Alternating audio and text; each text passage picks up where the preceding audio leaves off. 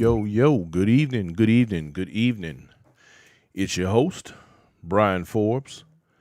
Ladies and gentlemen, and you have just entered the Black Factor. I like that. You have entered the Black Factor. All right, so tonight's show, ladies and gentlemen, is going to be a rather interesting one and probably a little long, so you better make sure you have your beverages and your popcorn.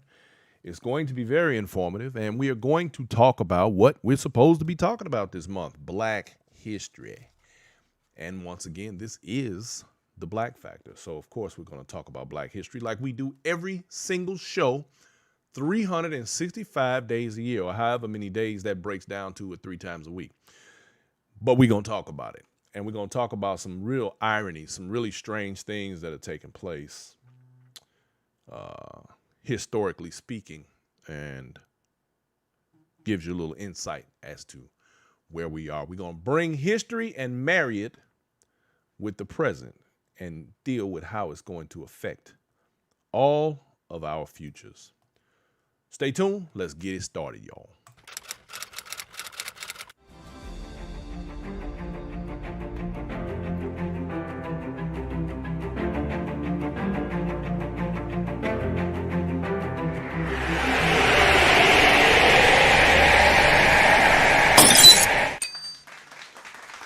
All right, we ready to get this thing kicked off, y'all. We're gonna get it kicked off. We're gonna jump. I see my girl Cynthia is in the building. Riri, I see you. Robert Marshall, I appreciate y'all for checking in. I've been neglectful lately, y'all. I'm gonna stop doing that. I've been neglecting y'all. I ain't been talking to my people while I'm running my mouth. But I just want y'all to know that sometimes I have so much stuff on my plate, you got to charge it to my head and not to my heart. Because I mean well. Y'all know I mean well, right?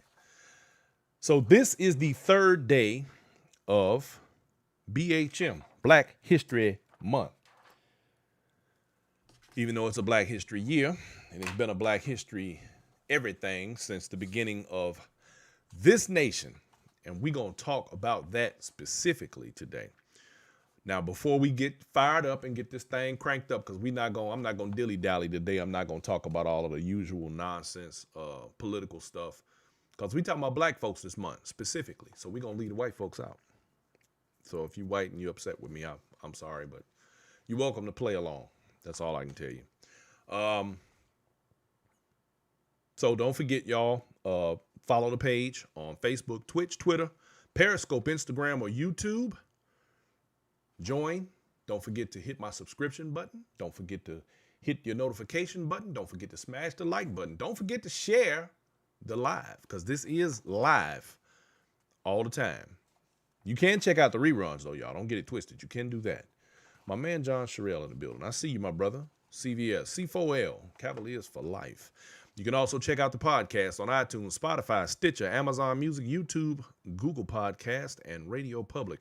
Now, ladies and gentlemen, this is Wednesday, so let me welcome the Oh So Smooth Radio crowd. My Oh So Smooth Radio family is in the building. We are live simulcast on Oh So Smooth Radio. Now, y'all can download that app at Google Play and at the Apple Store. Just in case you want to listen while you ride, you can always listen and ride while we do what we do. Val Wells, I see you. Thank you for checking in. Now, here we go. Oh, right quick. All month I'm gonna see whose birthdays are available for these particular days when we're on the show. And so today being February 3rd, today on this day in 1935, Johnny Guitar Watson. I wanna ta-ta you, baby. Y'all know who Johnny Guitar Watson is. You know how to make that guitar talk. The late great, by the way. But yeah, his birthday is today in 1935. And the other is Dennis Edwards. Y'all know who Dennis Edwards is, right? Temptation, 1943. Okay, now, today we're going to talk about black folks and the military. And we're going to talk about, I mentioned on last show that how we discussed the contributions that black people have made historically to this country, without whom this country wouldn't be what it is or where it is. And so because of that alone, I'm going to point out some very important facts today, militarily, that are going to give a lot of explanation as to, because see, you got to know why it's so important that we are here and why it's so important that we've been here.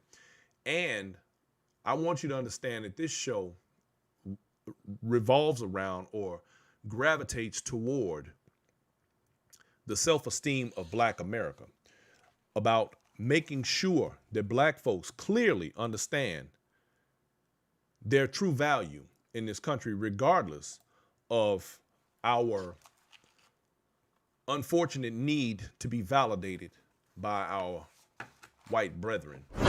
Let's understand that we do not need validation from others. And in fact, when we place ourselves in the position of power, we often upset the status quo.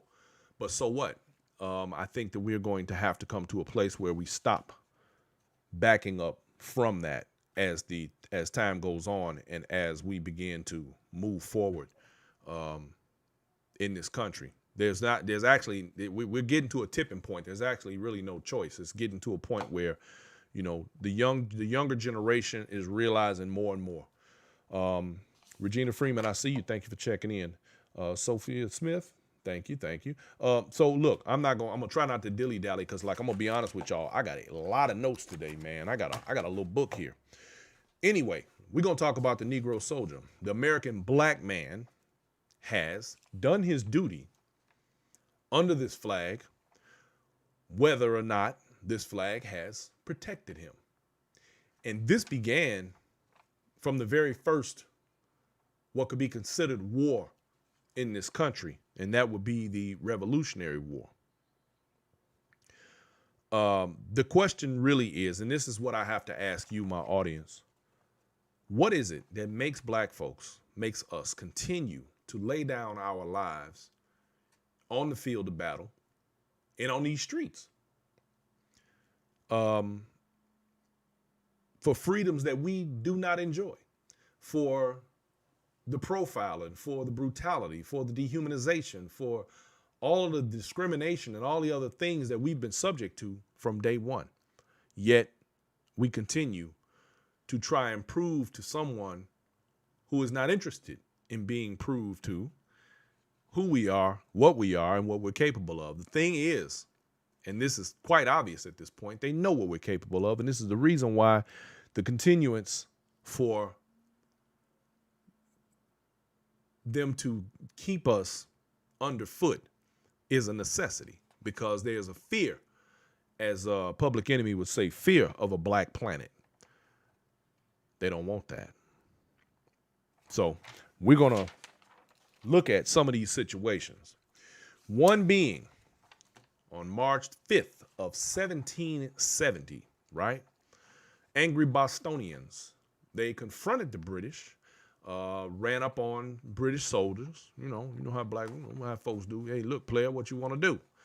Ran up on them because they had been sent there to enforce the English tax laws. And because, we were under British rule, and of course they wanted their paper, and people wasn't wanting to pay them taxes. So, because we got to remember, that's what this country was really founded on, the fact that, and why the revolt, because of the taxes that were being levied on the colonies. And the colonies got tired of paying all that money to the king, and they was like, no, dog, we ain't paying. We ain't doing it. So they sent soldiers over here to collect their fees. You know what I'm saying? They sent the mob in. They had to send in the hitman, the collector, the Shylock, to get that money. So they wasn't going. So one black man in the crowd shouted, "Be not afraid." And he led the protesters, if that's what you want to call them. By right, they could be called insurrectionists. Led the protesters into the fray. And the redcoats raised their weapons and fired.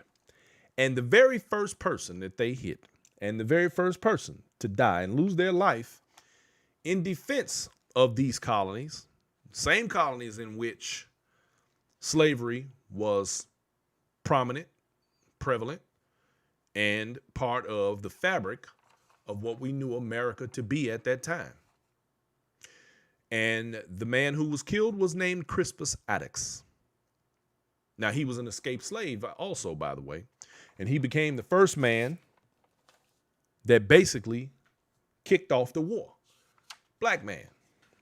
Laid down his life. Now, I mean, to some degree, you could kind of see where he was trying to be free and enjoy the freedoms of his escapism, because he escaped. He was an escaped slave. He wanted to be free, and he wanted to enjoy the fruits of his labor, like anybody should. So, the funny thing about this is this, though. In recent weeks, we've heard all of these seditionists who took it upon themselves to raid the capital of the United States. And you keep hearing this one thing come out of their mouth, 1776. 1776. They're sort of using that as a battle cry, as their way of saying that this insurrection is very much like 1776, and we intend to upset the apple cart. We intend to have our own Tea Party. Remember that? The Tea Party? Remember those guys? These are the same people. They didn't go anywhere. They just changed names. They're saying 1776 as a battle cry. Now,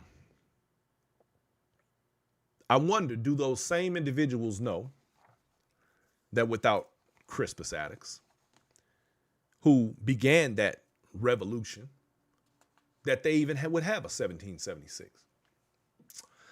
And I bet if you tried to tell one of them that, they would argue you up and down and tell you you were crazy.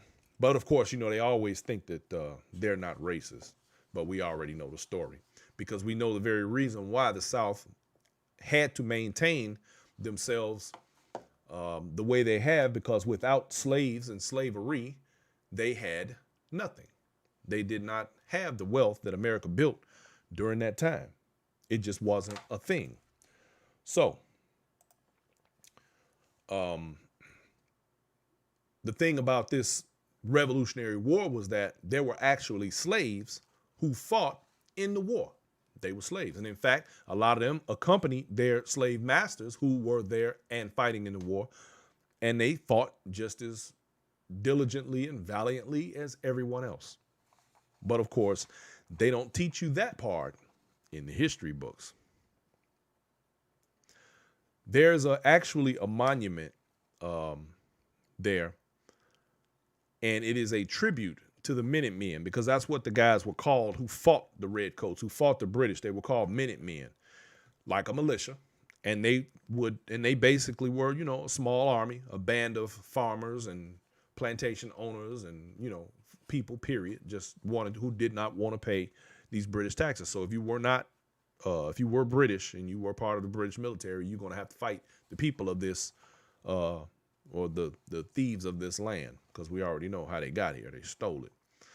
On this monument, there's a slogan that says, "Stand your ground. Don't fire unless fired upon, but if they mean to have a war, let it begin here."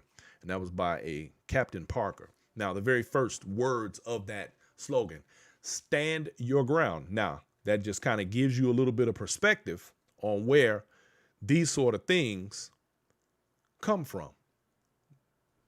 Think about it. How often do we hear the term stand your ground?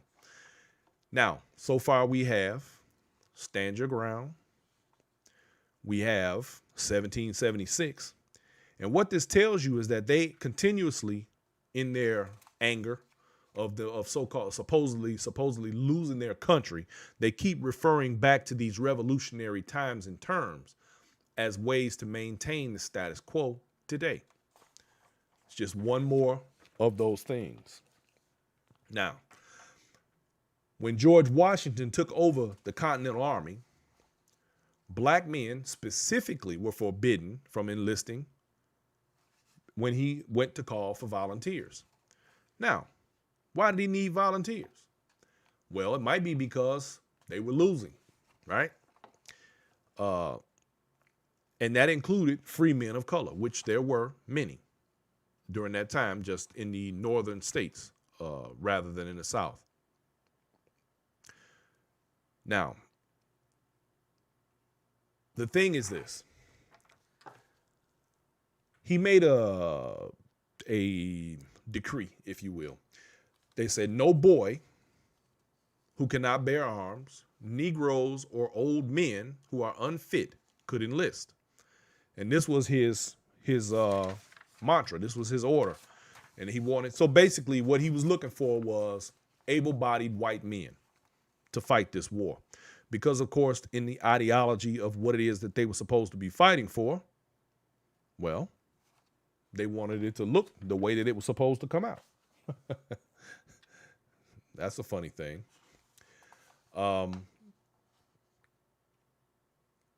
Others thought that if blacks would fight for the American army or for the Minutemen or the militia, that it would be undignified and beneath or against the great principles of the revolution.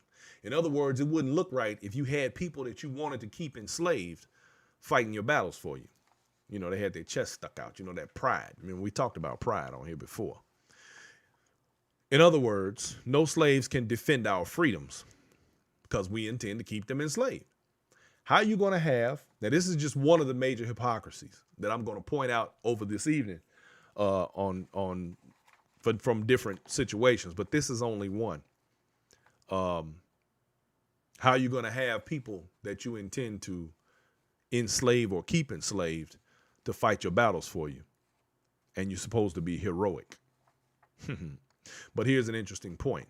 On September 15th, my birthday, of 1775, John Adams wrote in his diary, they say that if 1,000 regular troops should land in Georgia and their commander be provided with arms and clothes enough and proclaim freedom to all Negroes who would join his camp, 20,000 Negroes would join it from 2 provinces in a fortnight. So in other words, if the British landed 1,000 troops at the Georgia border, you know, right there on the ocean, Brunswick, and wherever the port is, several ports in Georgia, Savannah, if they were to land a ship with 1,000 troops and they were to offer slaves freedom for fighting for the British, the slaves would all run that way and do exactly that. And that was what his point was making.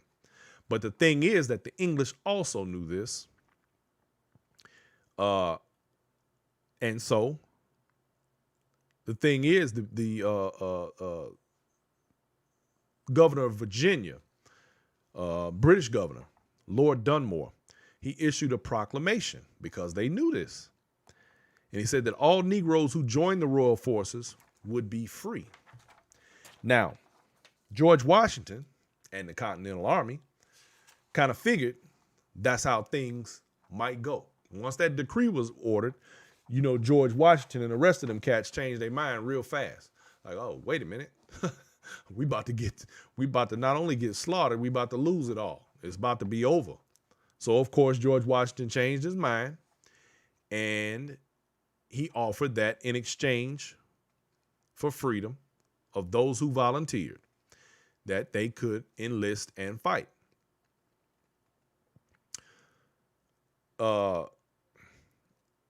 Alexander Hamilton had it in his mind, like many throughout the history of this country who were more abolitionists than they were pro-slave, felt that they would make great soldiers. So he pressed the Continental Army and General Washington. He agreed. And he had to agree. Why? Because they were losing. Because they needed soldiers. And they no longer had the option to pick and choose between black, white, or indifferent. So guess what happened?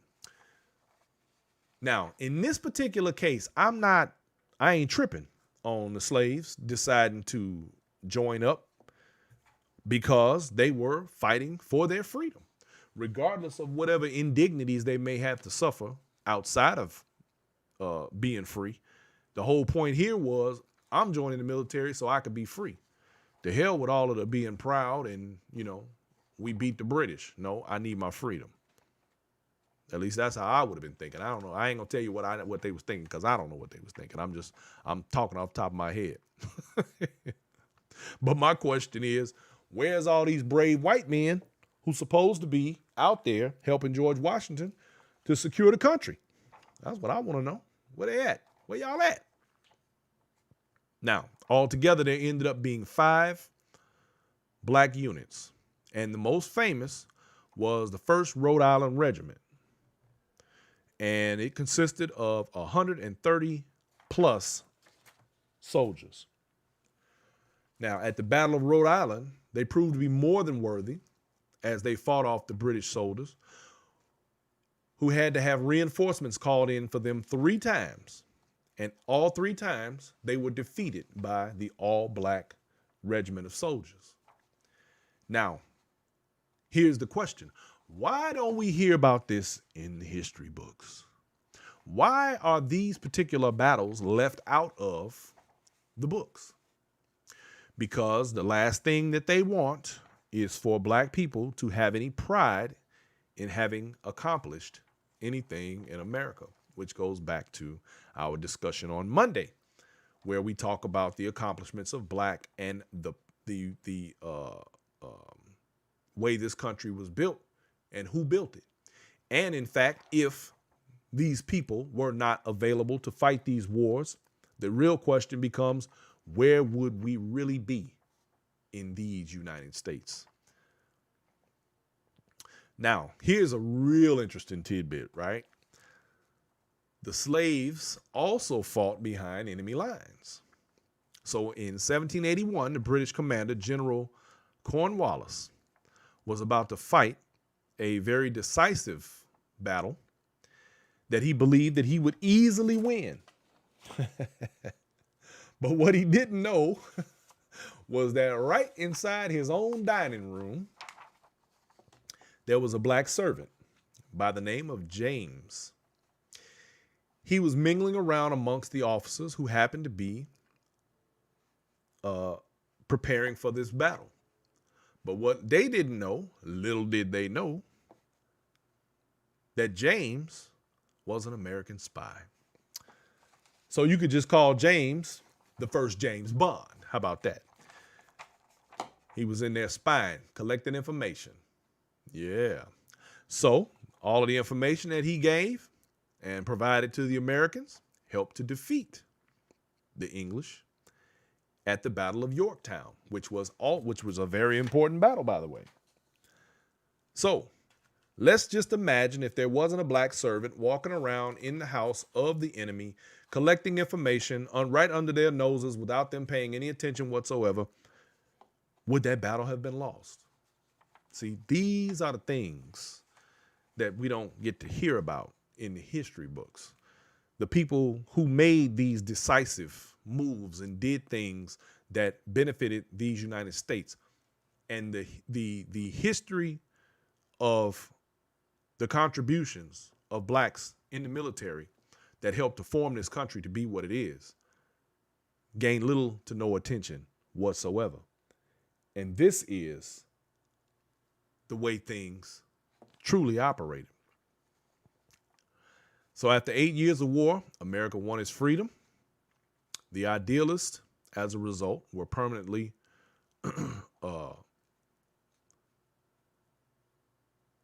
they came up with a motto. And it's one that you're all familiar with. And this is a permanent motto. Can anyone tell me what the motto is? If you know what the motto is, put some ones up. Put some ones on your screen if you know what the motto is. All right, y'all taking too long. I'm gonna tell you. I can't wait. E pluribus unum. That is what you see on your money. This is what came from, or as a result of winning this war. It was a national motto. E pluribus unum. Out of many, one. So in other words, out of all of the different colonies and the situation that was taking place, this is where where the colonies became unified as one. But it didn't include black folks, even the ones who fought to make it possible. There's a very strong possibility that the United States, as we know it, would never have been formed without the inclusion and the contribution of those black soldiers who left slavery to fight for America. And again, I don't necessarily blame them because if I was a slave, I think I'd take my chances on the battlefield too. Also, the problem is that as the very Constitution was penned, the Southern states, they argued that religion and humanity had nothing to do with slavery, and they made a threat that they would not be a part of the Union if they could not maintain slavery. See, so here's the beginnings of what led up to the Civil War. They wanted what they wanted, and they wanted it the way they wanted it. And if that couldn't be so, regardless of those who were more along the lines of abolitionists, wanted it to be. And of course, they folded, as we know, and those southern states became the slave states down there south of the Mason-Dixon line. Now, those who, and here's the part, here's the insult. The very slaves who were promised freedom for fighting for America, most of whom were returned to slavery. The owners of these slaves claimed them as property. And because they did not have a status as man, woman, or whatever, they were then returned to their slave masters.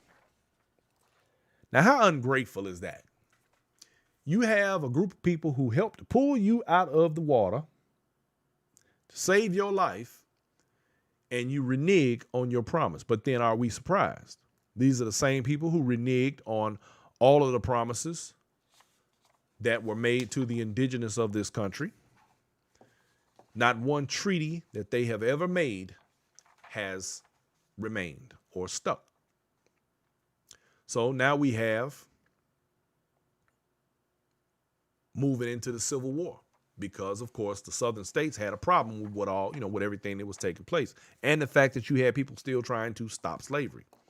But the thing about the Civil War is that by the time it was over, because once again, there was an enlistment of slaves, there had been 185,000 blacks that were Army and 17,000 more that were Navy.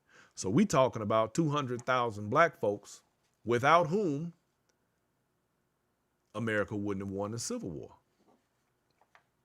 And once again, we have to question, where would this country be today without those contributions? Black Americans fought for the promise of freedom and the idea of having proven themselves worthy to white folks in America. And once again, nothing. Backs turned. See, here we go again with what I said earlier. The approval of the wrong folks can get you in trouble. The validation of the wrong folks can get you in trouble. So, right after the Civil War, America organized 4 black regiments of soldiers. Now, this is very important right here, y'all. The 24th and 25th Infantry and the 9th and 10th Cavalry. Now, there's a particular thing about the 9th and 10th Cavalry, and here's one that I'm sure you've all heard before.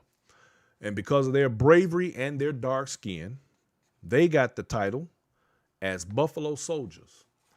That title came from the indigenous of the land, who, of course, they used buffalo soldiers, black soldiers, to fight the Indians. But you're not going to see that in the John Wayne movies. What you're going to see is the 9th and 10th Cavalry portrayed as white folks running around and taking out the Indians. Of course, we don't want credit for that anyway, but the point still is that this is a misrepresentation of who they actually were.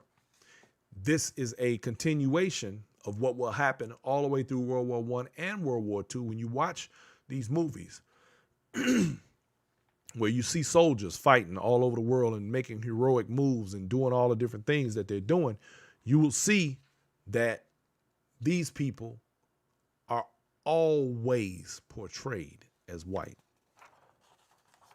I see you, Johnny. I see you, Lonnie. Tania Foster, thank you for checking in. Dennis McCullum, I see y'all. Thank you. Now, the 9th and 10th Cavalry, and here's another one they don't tell you. The 9th and 10th Cavalry were key in America winning the Spanish-American War. See? They repeatedly came to the aid of the white units out there. Now, again, when you start talking about the Alamo and all the other different wars that took place, the Spanish-American War, you never see any portrayal of black folks in these roles. Why? Because they don't want it to look like black folks won this country, that black folks had anything to do with making sure that this country survived and had its so-called democracy and freedom, which is what everybody always seems to brag about so much about America. But they don't talk about how that freedom came and what it cost. They don't talk about the blood that's in the soil of this country shed by black folks. They don't talk about any of that. Now, Theodore Teddy Roosevelt, who went on to become one of our presidents, he was the most famous soldier to come out of that war. He, in the beginning, paid mad tribute, like he was on their jock, to the Buffalo Soldiers because of all of the hard work, the heroics, and the bravery that they showed in the field. He talked about how the soldiers played a major role in the war, in the Spanish-American War, until he began his political career. And then it was downhill from there. He turned his back on the Buffalo Soldiers. So he then began to say things like, oh yeah, they was there. They didn't really do nothing though. They was just kind of there. You know, he pretended like, you know, these guys were not efficient, weren't brave, you know. He made it like his Rough Riders. I don't know if you know anything about the history of Teddy Roosevelt. You know, he was famous for being a Rough Rider, and his crew, his regiment, the Rough Riders, they got all the credit for everything that took place out there, void of any involvement by black or Buffalo soldiers. See, this is how it goes. This is how the story begins. Because even through all of that, no matter what, black soldiers are still considered second-class citizens, right? Now, throughout history, black folks have fought for this country. But the thing is, they not only had to fight for this country, but they had to fight to be in this country, to be a part of this country, to be equal in this country. And we still fighting that same fight. Yet our soldiers have constantly put their lives on the line all the way up to today. I think I've got some military on here tonight. And I just want to give my shouts out to y'all for keeping us safe, even though we know that you're not necessarily getting your due. Now, after every battle, damn near every battle, I would say probably all the way up to Vietnam, the achievements of black soldiers had been basically ignored or belittled. They get clowned just for being black. It doesn't matter what they did. Doesn't matter how many decorations they received or none of that, which is a travesty. Until, well, here's where I think the real insults begin. There was a soldier by the name of Henry Johnson, and he was one of the most famous soldiers, black, of the 369th Regiment, which started out as the 15th Regiment from New York. And they had the name, they got dubbed the Harlem Hellfighters. Now, their triumphs and their deeds went all but omitted from history. You just didn't get to hear about these guys. And there's a reason why. There's several reasons why. In 1916, there was a white Spanish-American war veteran who was very outspoken for black soldiers, and he began organizing the 15th Regiment in New York, which that is who the 369th became. William Hayward was his name. Now, he began this Black National Guard unit in New York, which still exists today. Now, it started out, there was a famous band leader at the time who he recruited and made him an officer. So he started the band, and he used that because they couldn't recruit. They just couldn't get a lot of guys to join up. So they used the band as a way to start recruiting, and they did end up recruiting the soldiers that were necessary for the regiment. But the messed up part was they didn't necessarily have the support of the military. Not like that. They didn't have guns. They didn't have equipment. So they ended up practicing or doing their drills and routines with broomsticks and shovel handles and whatever else they could find. So, of course, they had no training. Not really. Now, here we are with an Army regiment, a National Guard with nothing to use to guard. Now, how does that work? Somebody help me out with that one. I don't get that. Anyway, they used whatever they could find, any old rudimentary stick, anything, whatever it was, they did that. Now this is where the historic part, this is the important part. This was the first regiment to ever have officers that were black and white. There were white enlisted men and officers who were actually subordinate to black commanders, which was questionable at that time. And especially in the South, because Jim Crow laws would not allow for this. The 369th was one of the first regiments to be sent to Europe. Now, how they ended up in Europe? Well, they were they began to train a little bit in South Carolina at a camp there with some other National Guard units. And there were always issues because, again, they were in the South now with little skirmishes and dust-ups with black soldiers and people in town and things like that. Well, the military couldn't figure out what to do with these guys. They had to be trained, but then they didn't know what to do with them. So they ended up sending them over to Europe. During that time, that's when the First World War was beginning to kick up. Now, they sent them over there, but they really had no intention for these guys to do any fighting. They just, here, y'all go over there. So they put them on ships, and they sent them all over to France.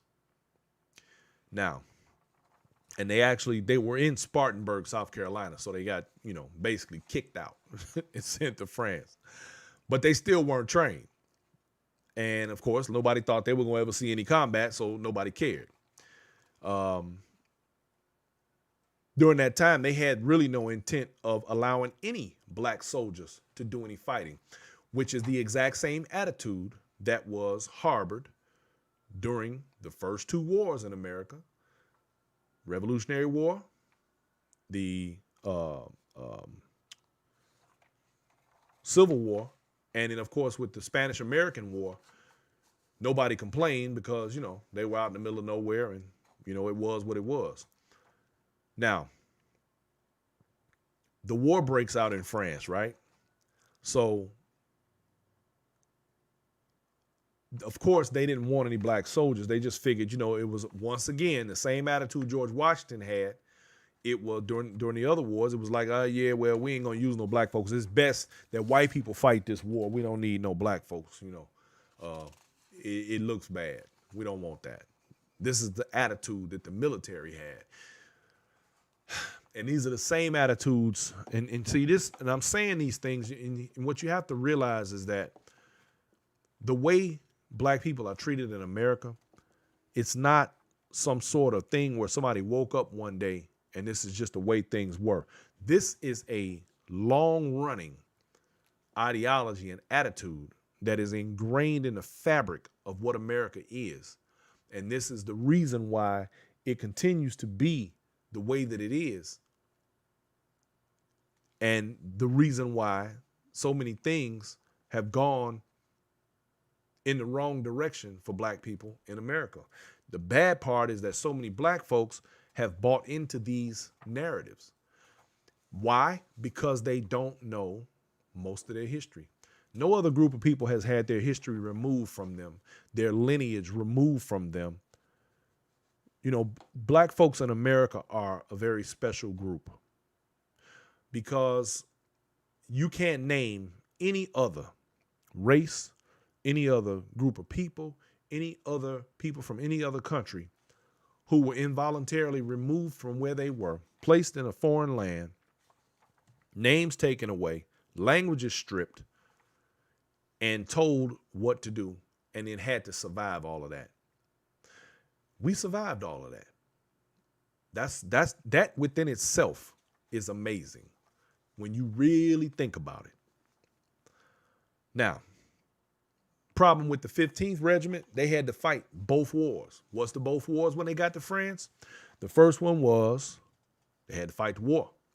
Second one was they had to fight racism. They had to fight the bigotry and everything else that came with being black in a racist military and now in a foreign land and fighting against Germans who didn't like black folks. Imagine that. They had to fight everybody. We still got to fight everybody. Dig that. So when they arrived in France, all of the base accommodations over there were what? Segregated.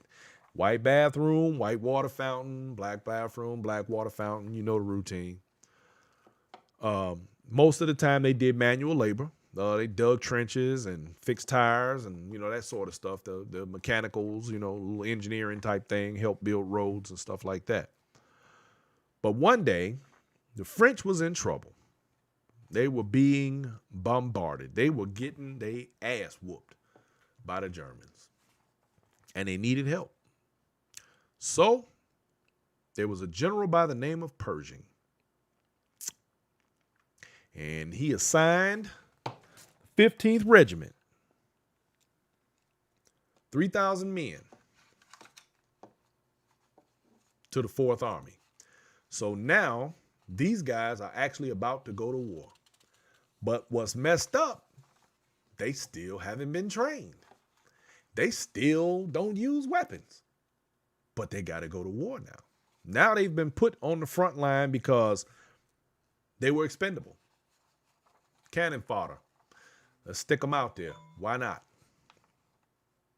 But many of them were very happy and excited because they had an opportunity to prove themselves. Once again, looking for validation from the wrong folks.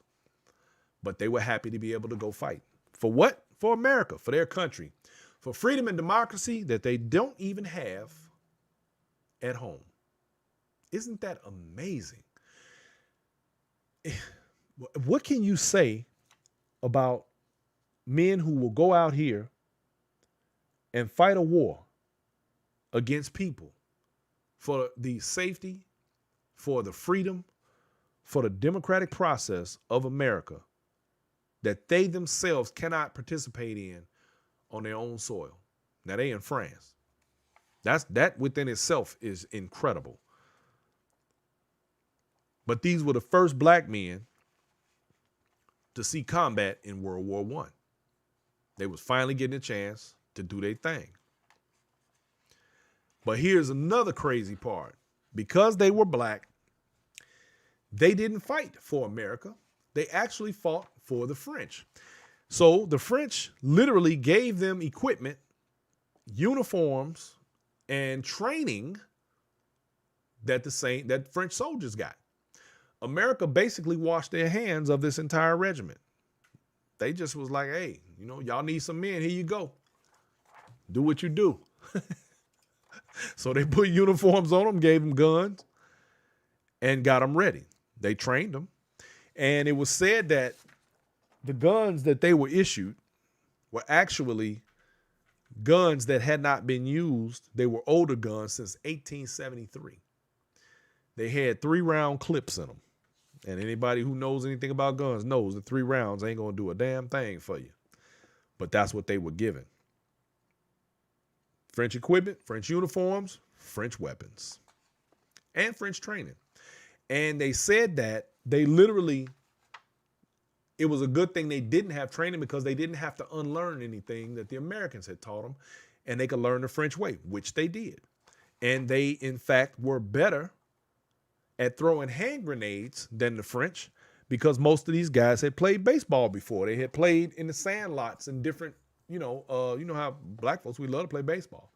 They could throw a hand grenade like no other, which was a benefit. So imagine that. That's got to be a good thing.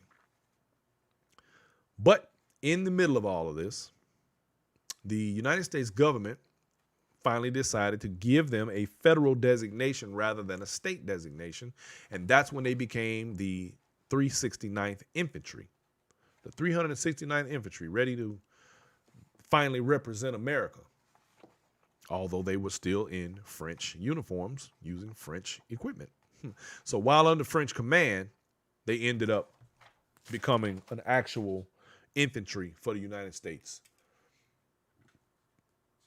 So, and the thing is, they had begun, the things they were doing in the field were impressive enough that they were given a little more leeway. But that's even not really a good thing, and here's why. There's an American colonel, Leonard. He sent a memo to the French, and it said, don't spoil those Negroes. We don't want you spoiling the American blacks and treating them as equals because we don't want them to think that when they come back to the United States that they are going to be special. They actually sent a memo saying, keep treating them basically like slaves so that they don't get no big ideas while they're over there fighting for the freedom of our country and yours. Use them for what you're going to use them for and send them on home. But nevertheless, these black men continued to show valor, continued to show bravery, and they got it done. They didn't want them treating black folks a certain kind of way. And they tried as hard as they could to persuade the French not to, but the French wasn't having it. So they were actually treated with dignity and respect. And when the word got out that they had actually received this memo, when they found out about the memo, the French Chamber of Deputies passed a resolution affirming the absolute equality of man. So now they put that thing in the spotlight. So now these guys was really getting treated special and nice by the French. So again, by the time all of this had taken place, they had done so much in the field that you couldn't take nothing from them. Like literally. There was a man named James Reese Europe. He was one of the soldiers. And he became the first black officer to go into combat in France in World War I. He was accompanying French soldiers on a night raid in German trenches. They was down there trying to, clear out them trenches and get them Germans, take them out. Now, the thing is this. The black soldiers became heavily decorated, but not by the Americans, by the French. They got their medals that came from the French were for heroism, valor, bravery, the whole nine. They got heavily decorated, but nothing from the United States. Straight kick to the curb. According to this gentleman, James Jones, who is a World War I veteran, he said anytime they were involved with Americans, they were always ostracized, pointed out, or mistreated. So in other words, anytime American soldiers or American people or commanders or whatever were around, or just American people in general, they got treated like crap. No matter what they did on the battlefield, no matter how many freedoms they saved, no matter how much work they put in. But the funny thing was, these same soldiers were constantly met with propaganda. The propaganda from the Germans. Even the Germans knew that. This goes back to what we talked about earlier, the hypocrisies of our society. The Germans knew, and they played on this, that how strange is it that black men are over here fighting for freedom and democracy that they themselves didn't have at home. The Germans knew this. So they were sending out, hey, man, you need to come on over here. We'll take care of you. We'll look out for you. They was basically, trying to talk them out of fighting. Why were they trying to talk these black men out of fighting them? Well, because they wasn't nothing to play with. The 369th got the name, the Hellfighters, from the Germans. See, remember I mentioned the Hellfighters earlier. That was the name of that unit. Harlem Hellfighters. That name came from the Germans. And the Germans gave them that name because it seemed like every time they had to fight them, it was hell to pay. That's where the name came from. Not from somebody American, not because the Germans. They say, hey, man, them dudes right there. Along with the fact that they were black wearing French uniforms, which led to a lot more confusion. They won every battle against the Germans that they fought. They were under fire a total of 191 days. They never lost a prisoner, never lost a trench, and never lost a foot of ground. They never lost. Now, they took some casualties, of course. Some men got killed. But they couldn't beat them, and they knew it. Harlem Hellfighters, y'all. 469th Regiment. Boys wasn't nothing to play with. And this is why, I believe, another reason why, the proof in them showing what they're capable of is yet another reason why there was such a necessity for Americans to continue oppressing this group. You allow that group of men to get any kind of self-esteem or understanding that they are what they're capable of, and that spills over into the rest of the black society, white folks got a problem, and they knew it. Be clear. This is the reason why we're having the insurrections and the things that are taking place in America right now as we speak. See, it's fear. They keep talking about, we want our country back. Back from what? Why are you mad? Y'all created this. Black folks didn't create this. This is your doing. What are you mad about? What is it that you've lost? Tell me how you are in your $70,000 truck with great big flags hanging off the back of it, sitting 15 feet in the air, driving down the street, talking about you losing. Coming away from your $300,000 house, talking about what all you losing. Are you serious? Come on, man.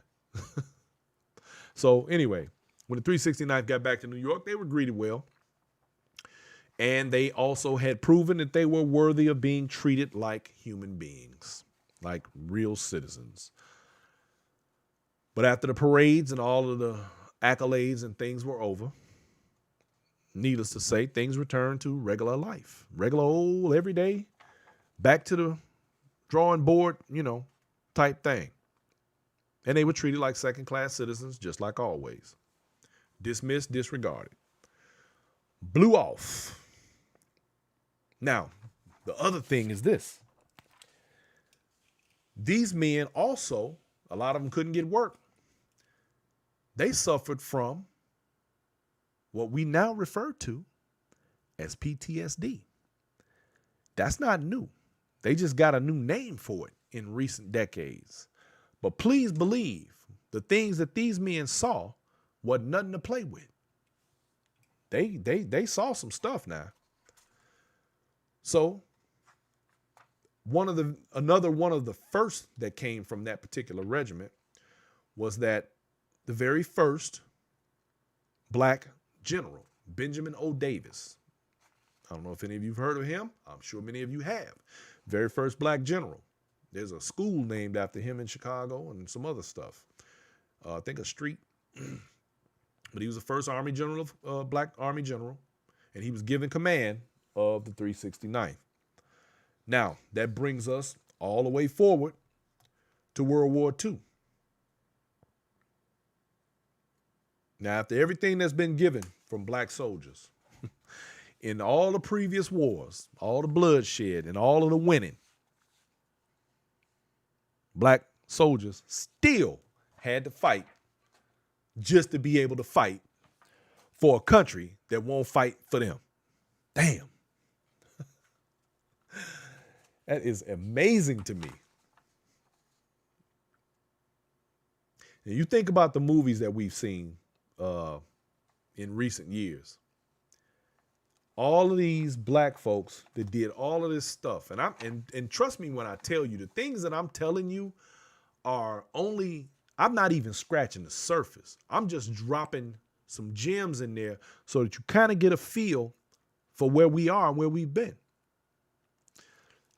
This is not, these are not isolated incidents. There's a lot of this stuff that went on. Now, when you watch the movies that are out and you start thinking about what they show you or what they allow you to see, rarely until recent years have you seen black soldiers doing anything, making any kind of accomplishments. Let me stop right here to my Oh So Smooth radio crowd. I want you all to have yourselves a wonderful evening. You can join us on Facebook, Twitch, Twitter, YouTube, or Periscope at this time. It is time for us to sign off of Oh So Smooth, and I appreciate each and every one of you. Thank you, Oh So Smooth family. I want you all to have a wonderful evening. And this has been The Black Factor, and I am Brian Forbes. Y'all have a good night.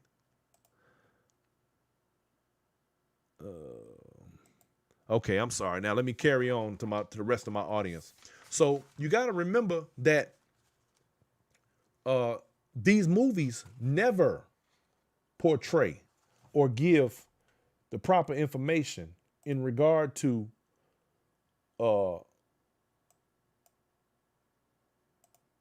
what really takes place and has taken place historically. So of course you don't believe that black people did anything. That's the whole trick to the game. They don't ever want you to think that black people had any kind of contributions or did anything. Which is when we talked about Monday, when we talked about all the inventions, all of the amenities and all the things that black people have created and invented and put together to make this country what it is. You don't get to hear about that. See, these same black folks that run around and ain't got nothing good to say about black folks, they don't know this shit. They don't do their homework. They don't study this stuff. They don't think there's nothing to study. They don't understand what has taken place. Many of them don't care. They just like being in a position of hierarchy and believing that they're superior. When in fact, I think that's a good thing because I want you to stay in that little secure spot you're in thinking that you got it like that.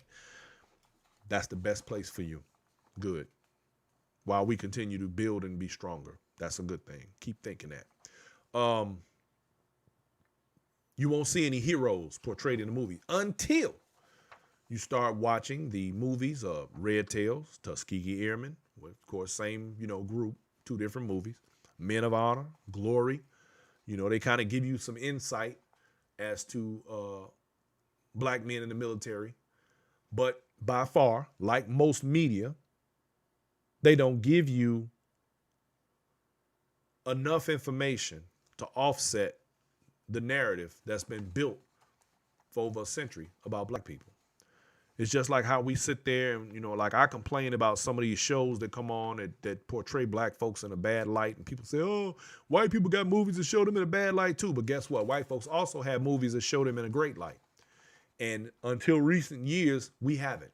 We finally got directors and people in movie industry and the Tyler Perrys of the world who are putting things out there, no matter whether you like them or not, that are positive and put us in a positive light and in the light that we actually belong in, because all of us are not thugs and pimps and drug dealers and criminals and hoes and whatever else you can think of that's negative.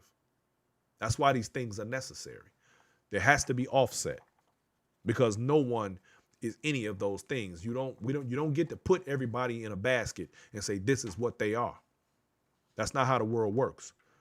Everyone has to be held to their own merit, good, bad, or indifferent. So the thing about it, though, during that time in World War II in particular, a large percentage of the American army that are black were from the South. A lot of the whites, too, though, for that matter. Now, here's yet another irony, yet another hypocrisy. Now, in World War II, when soldiers would get injured and, harmed and things like that, they had, their places for their triage, and kind of like, you remember the show MASH? See, that's another one. That was during the Korean War. If you saw a black person on MASH, it was rare. Every now and then you might see one. And guess what? There was way more black folks fighting in the Korean War than they'll ever tell you on any TV show or in any movie. Way more accomplishments made by black soldiers than they will ever acknowledge publicly. The thing is this: when these soldiers would fight and they'd be at a MASH unit sort of thing, and some of them would be bleeding and they need blood. Well, the Red Cross had segregated the blood, and you literally could not use black blood on white soldiers. That was like a thing. Like, no, you can't use a black. So every bottle of blood that they had the soldier's name, rank, and serial number of where it came from. So you knew what blood you were getting, and it was marked whether it was black or white. Red Cross did that. But here's the irony in that. This is the sad irony in that. Charles Richard Drew. I don't know how many of you know that name, but let me tell you. Charles Richard Drew was the American surgeon and researcher, doctor. He's the man who developed the ability for blood to be stored and for transfusions. A black man. How ironic is it that you could potentially be losing your life and you're going to decide which blood to be used, yet without a black man, you wouldn't even have an option at all? Boy, I tell you. Yes, ma'am. Yes, sir. Yes, ma'am. Charles Richard Drew. Black man in America, without whom many more soldiers would have perished on the battlefield. But they want to pick and choose whose blood gets used. Really? His knowledge was applied to the development of large-scale blood banks during World War II. And this is what allowed doctors to save so many lives on the battlefield. That's just a lot of damn nerve. Oh, well. What can we expect from our Caucasian brethren? This is what they do. I'm not going to put them all in a basket. There's some good ones out there. Anyway, this policy of segregated blood actually stayed in place all the way up to 1950. So even after the war, this was still a thing. Now, 1941, y'all. Y'all remember that day? December 7th, 1941. It will live in infamy. Pearl Harbor was bombed. And that was our entrance as America into World War II. There was an American by the name of Dory Miller, a man. He was the Navy cook on a ship, Navy cook third class, by the way. The first black man to receive and to be awarded with the Navy Cross. And why did he get awarded the Navy Cross?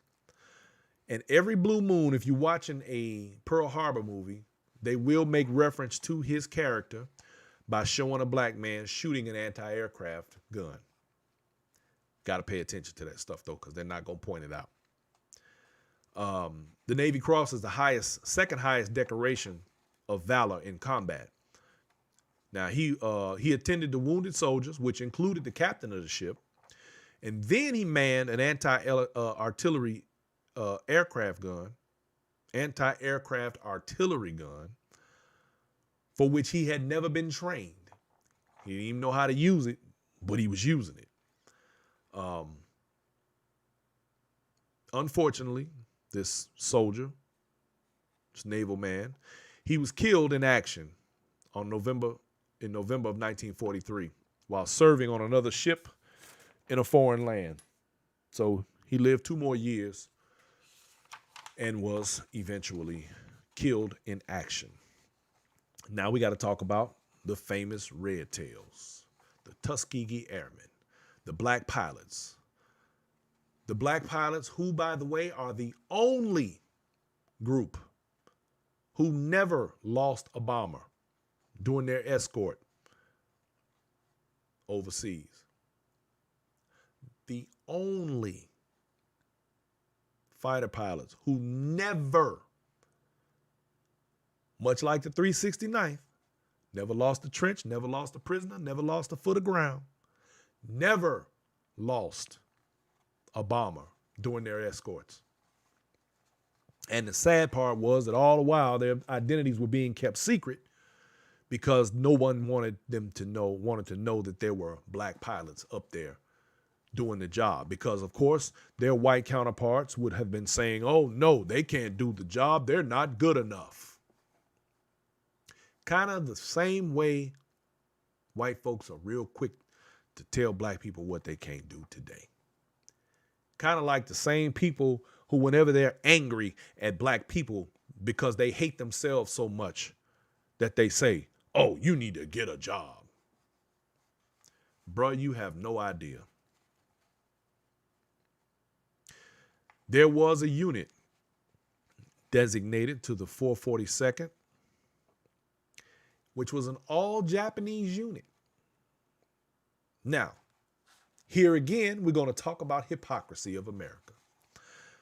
The 442nd, an all-Japanese unit, they joined the 92nd, which was an all-black unit. And now they're all in Germany fighting, right? 92nd wasn't under play with either.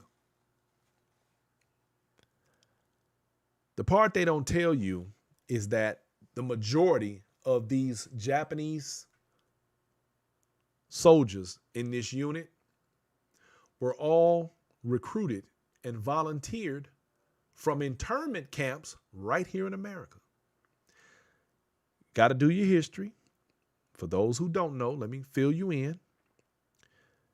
During the beginning of World War II, all the Japanese in the country were rounded up and put into internment camps, kind of like the camps they use down there in Texas and New Mexico for the Mexicans who will come across the border. The internment, the holding cells, the places that they place them while they detain these individuals. Well, they put all the Japanese, I don't care what you had, house car, didn't matter. You got to go into the internment camp. Why? Because they were afraid that the Japanese would be having people from here in the country working from within and plotting against the United States. And so they were in internment camps. They don't talk about that very much. You got to dig to get information about the Japanese internment camps during World War II in America.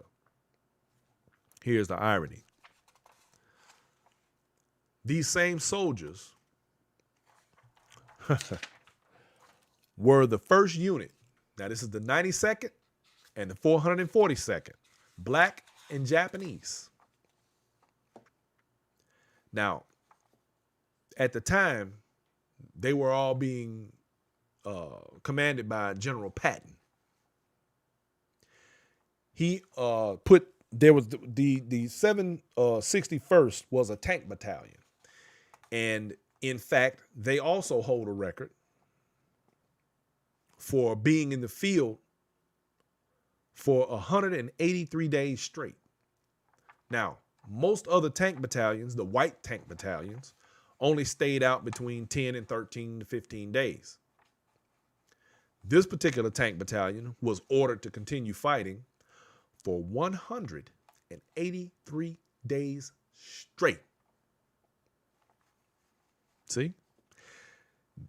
Get treated like crap even when you're trying to defend your country. Now, he ordered them to stay out there. This General Patton now, Mr. General Patton, you know, they make all the movies about General Patton. They don't tell you that General Patton was actually the one commanding the black troops and the Asian troops. They don't want to talk about that. So even in the movies that you see, the movie Patton and all of that, they don't show you, the only black individual that they show you in that entire movie is his servant. But they talk about what a great general he was and how he won the war. Wrong answer. Now, this same 761st won the Battle of the Bulge. And the Battle of the Bulge, I don't want to get in too much into the history of that, but that was a very famous battle fought. That, of course, was won by who else? 761st. Now,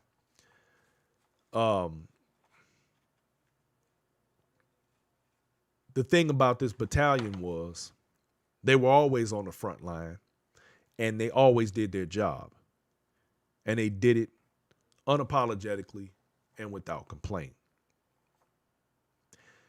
They were critical in rescuing the 26th Infantry and the 17th Airborne Division, who were constantly being destroyed by who else? The Germans. Who came to the rescue? Much like the Buffalo Soldiers who had to come to the rescue of other units during the Spanish-American War. They're not going to tell you this. It's not in the history books. And then they wonder why we need black history.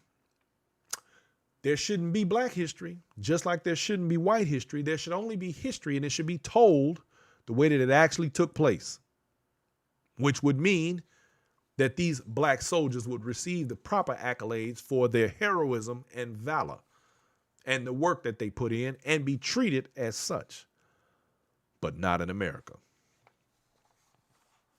Now, there were certain battles that got covered up, swept under the rug, so to speak, because if they had to admit that these black soldiers were rescuing white soldiers and beating the Germans, then that just kind of gives black people too much hope. Can't do that. That gives white people too much anger. Why are these doing all of this? Why are you letting them? It ain't a let. It's a matter of survival.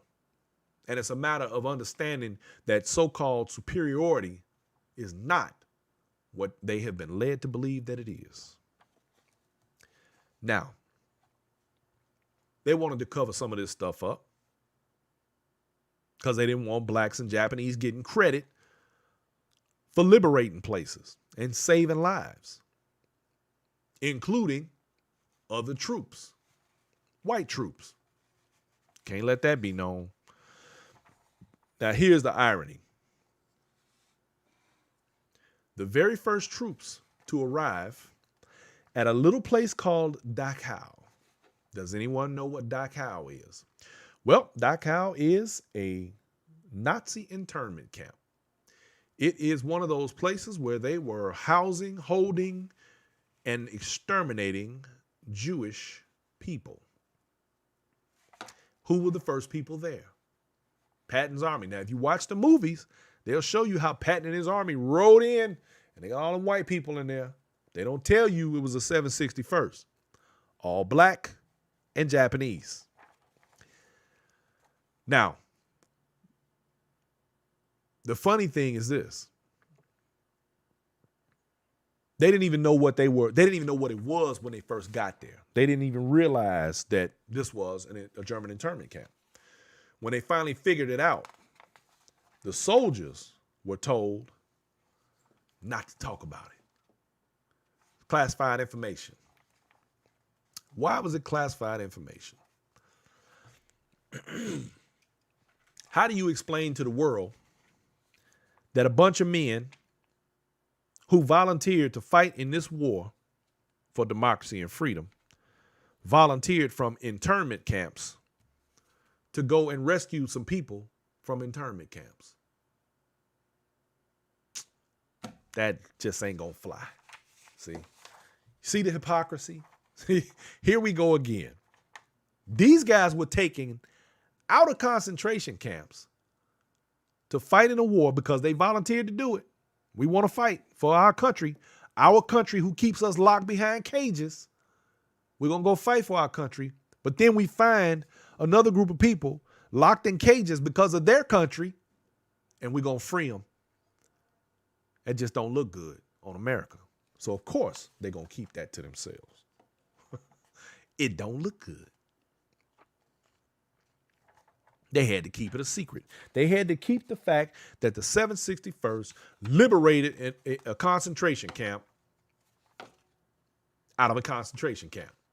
Damn it, man.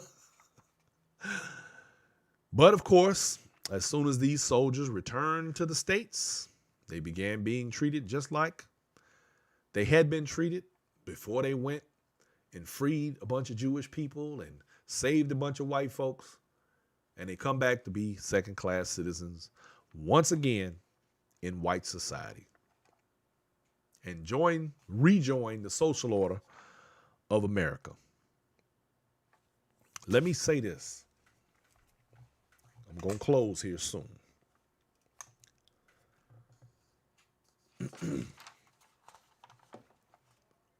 I listen to, and I've heard on multiple occasions, white folks, particularly during the time when Colin Kaepernick was taking a knee for police brutality and all the things that were taking place in this country that were not good, for the killing of unarmed black folks.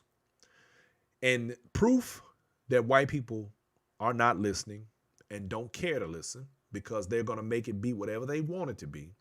They said he was disrespecting the military and their flag,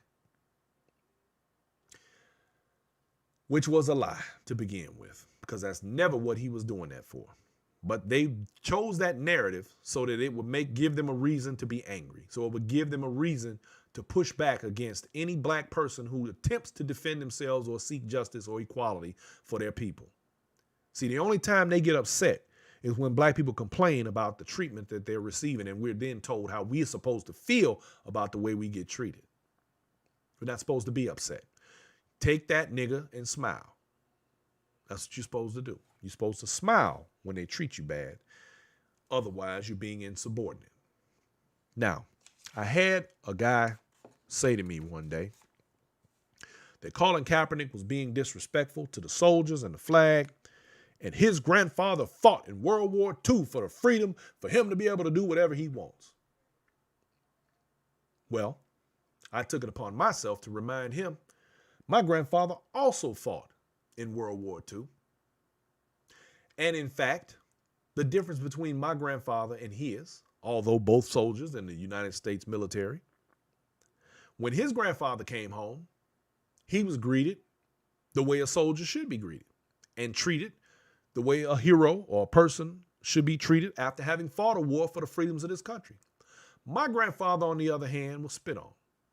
My grandfather, on the other hand, was called boy. My grandfather, on the other hand, could not go and purchase a home anywhere he felt like purchasing it with his GI Bill. He had to stick within the red line. Redlining That is a government-sponsored program by the United States government. There's a difference in the way these men were treated when they got home based upon the shade of their skin.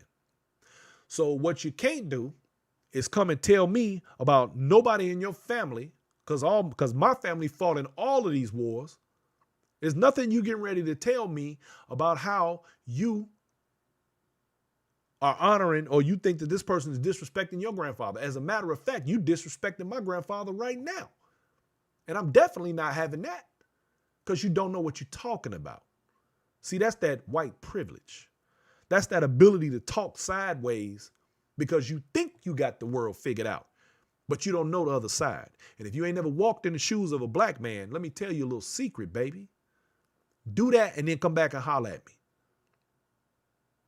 Get you a real good tan and then go out there and drive while black. Walk while black. Barbecue while black. Play with a toy gun while black.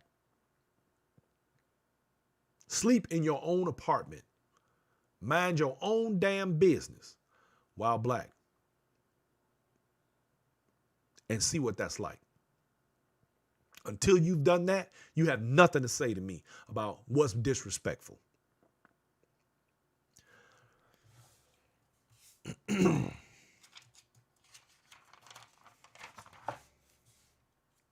The real battle, the real war, it's right here in America. It ain't on foreign soil. It ain't nowhere else. It's the black man fighting for his position in this world, a position that he's earned. We didn't ask nobody for nothing except freedom and equality. We didn't ask to be brought here. We didn't ask Christopher Columbus to get lost on his voyage to the Indies and get found by the indigenous people of this continent that saved his life and all of those others that he had on his ships that would not have survived if it were not for the indigenous of this continent. We didn't ask for him to come here. Nobody asked for them to colonize and conquer the globe because they had gunpowder and because they had guns. Nobody asked for that. The problem is the fear that we're going to take back our freedom. Because it's only going to be so long that the asking is done. People going to get tired of asking. Let the games begin, y'all. Ladies and gentlemen, I'm your host, Brian Forbes. This is the Black Factor, where perspective is everything. And we're going to talk about it every chance we get. So, with that said, I have run way over on my time, y'all. But I want you to know that I appreciate each and every one of you. I thank you for hanging out with me, my Black Factor family. Don't forget to get your copy of the Black Factor on my website, bmforbes.com. And don't forget to smash the like button, hit the share button, hit the notification button, hit the like button, and all of that good stuff so that we can continue to grow this platform and continue to spread this information. I want to spread this information like a virus. I want to be like COVID. I want the Black Factor to be inside of everybody. It's time for me to go, y'all. I love y'all, man. Thank you. You make this, what I do, fun. I love it. I love y'all.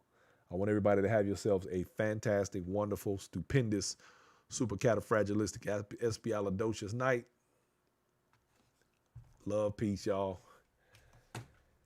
And chicken grease, because we up out of here. Holla.